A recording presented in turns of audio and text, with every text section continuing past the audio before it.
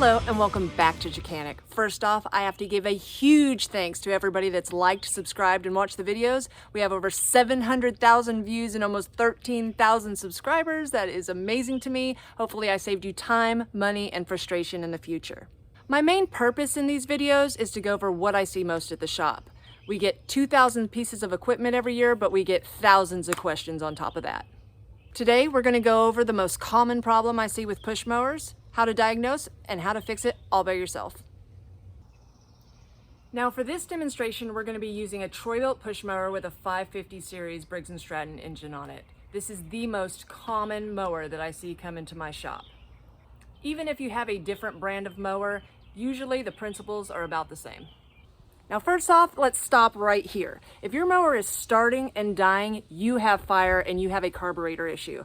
I made a previous video on how to fix your mower in 10 minutes with a $13 part. I'm going to leave a link above right here so you can go check that out if that's your problem. For this project, you're going to probably want some needle nose pliers, something to cut your old zip ties off with, a 5/16 socket, and some new zip ties to put your cable back on. Now, everyone knows when they go to start their mower up, you've got to pull back on the Bale handle. The Bale handle is connected to your control cable. What we don't know, though, is how important the control cable is and what it does. So your control cable actually has two functions. Not only does it disengage the kill wire to ground out and kill the engine, but it also engages the brake on the engine to stop the blade after the engine dies. So the first thing we're going to do so we can get to everything under here easier is take the shroud off. We're going to use a 5/16 socket to remove the 3 bolts on the top.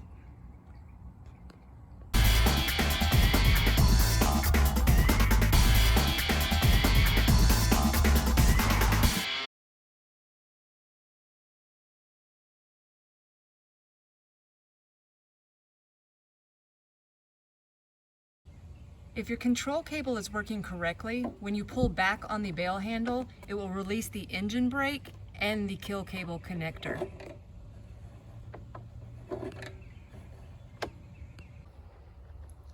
Now a lot of times, even if it looks like it's connected down here and connected at the top at the Bale, if you have a bunch of loose cable that can come out, your cable can be broken on the inside and you not even know it.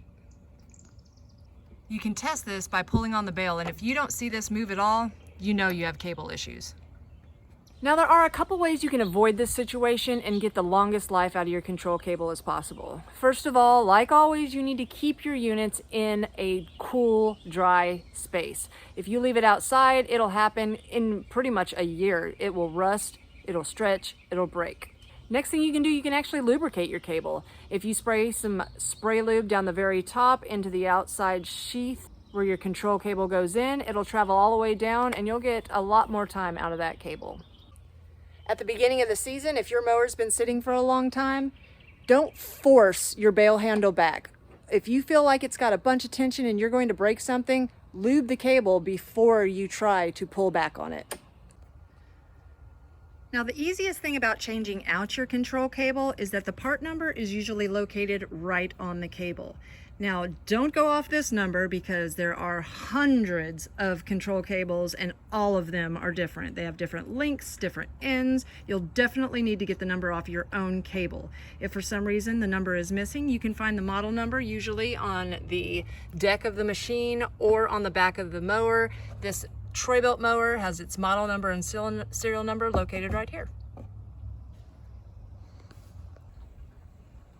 Replacing your control cable is pretty easy. You're going to have to take this Z-bend out of the Bale handle. You'll want to remove the zip ties that are holding it to your handle. And then down here, this is like a push-in clip. You'll have to get your needle nose pliers and bend those prongs in to pull it out of here after you get this Z-bend out of your brake. So if your cable is already broken, it'll be a lot easier to take this Z-bend out. Next, you'll remove where it's popped into the handle here. A lot of them have a clamp that go around the handle with a push-in. So the reason that I'm changing my cable out today is because, as with everything, nothing is made to last. My cable actually broke this little plastic insert that goes into the handle and holds it in place.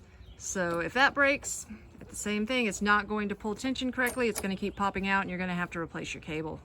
Next, we're going to get this part out of the bracket.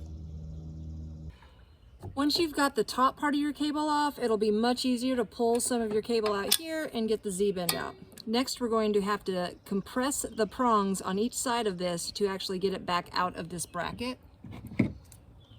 So I'm going to push these in and pull out. There you go. To reinstall your new cable, you're going to go in just the way that you came out. You're going to pop in to this little bracket, go up with the Z-bend,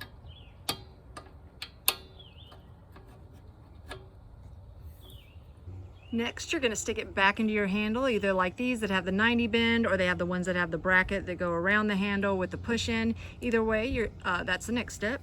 And then next you're going to replace the Z-bend back into the Bale handle. You can usually get the Z-bend in by just bending the Bale handle down a little bit and putting it in that way, but you can also actually, it's really easy just to take the Bale handle out, pop in your Z-bend, and pop your Bale handle back into its hole.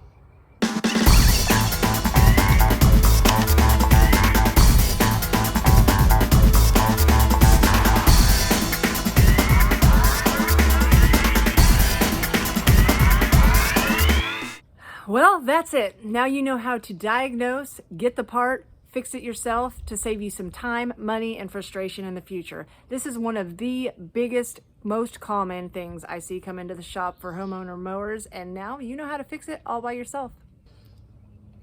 So if you found any of this helpful, will you please give me a like and a subscribe, and check out some of my other videos. Hopefully I can save you some time, money, and frustration in the future.